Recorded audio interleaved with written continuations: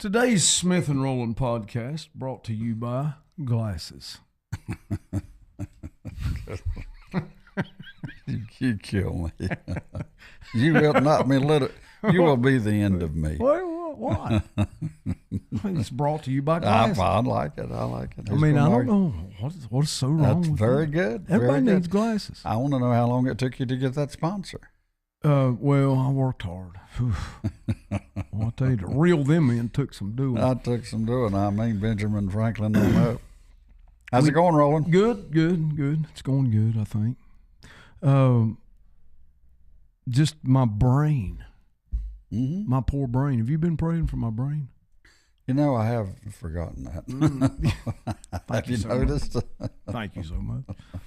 Yesterday we was talking about dominionism, and we talked about it because that's a growing segment inside of the expression of Christianity, of which we kind of evaluated it. They have that 7 mountain mandate thing, and basically where Christianity is taking over segments of society to the point that Christianity owns society. Correct. That's basically the thrust of it. That comes out of and is very akin to a viewpoint in eschatology that is also a growing segment in America that is called postmillennialism. Mm-hmm.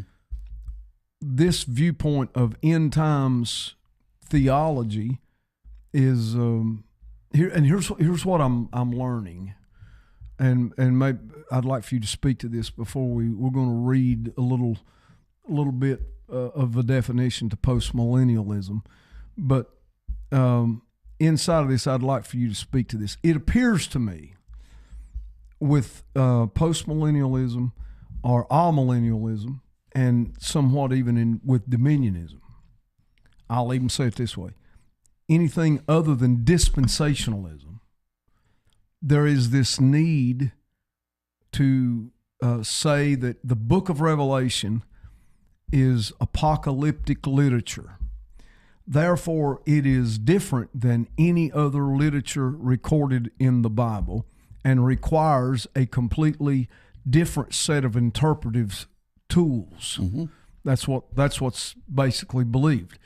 And because of that, people are going to the book of Revelation, building their end times thinking, and from their end times thinking, they're working backward through the New Testament to develop all of their doctrine to line up with that. Mm-hmm. Now, most people would not agree to what I just said. They would say they're building their doctrine, and that's arriving them at their conclusion. That's what they would say. But that's basically not what's happening. I listened again to a discussion of a premillennialist, an amillennialist, and a postmillennialist today. Another one. I saw one yesterday. I watched a different one today. And you can clearly tell that they have an end conclusion, basically that ends at Revelation 20.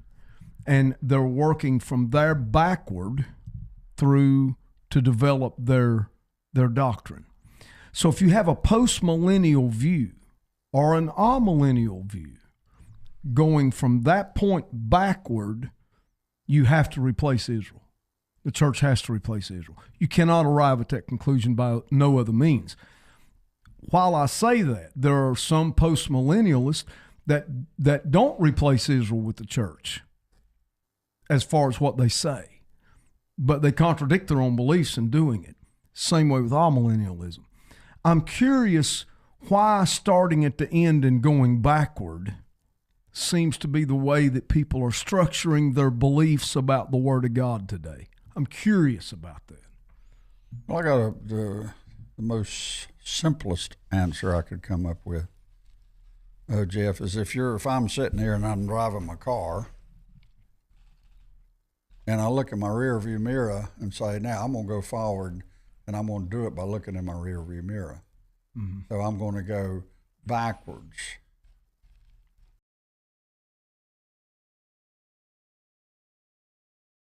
in your rearview mirror. Yeah, and yes, I know. Well, to start with, and reason to start with.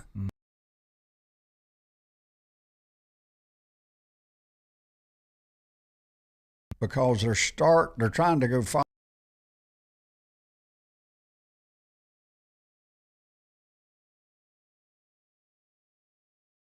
front of their truck. Yeah, It's because you so look you in the could rear read view. it.